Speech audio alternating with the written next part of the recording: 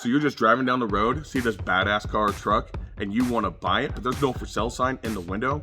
Well, that's going to be a cold buy. And I'm going to talk to you about 5 tips right now that I have that allows me to be very successful and come away with that vehicle. Let's get stuck into it.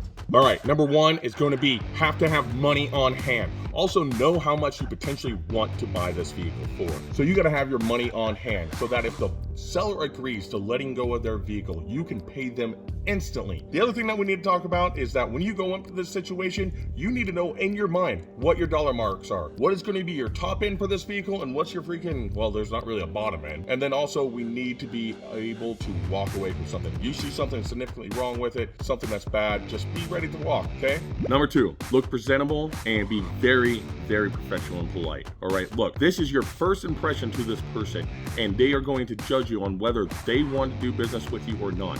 So the most you can do to help out the situation, the better. Number 3, you want to be relatable and you want to develop a connection with this person so they divulge more information to you. Majority of the time, I will go in and I'll tell them how I just saw their truck or their Bronco and I really like it. I'm a collector of my own, and I'm not lying there.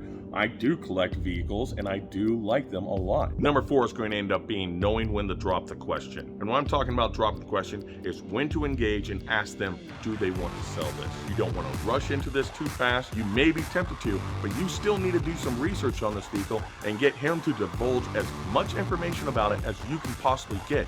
Number 5, which is probably the most important out of all of them, picking the vehicle up and dealing with seller's remorse. You need to be ready to pick this vehicle up as soon as possible, potentially the same day, because the seller who did not have this vehicle for sale may end up getting seller's remorse on it and not want to give it away.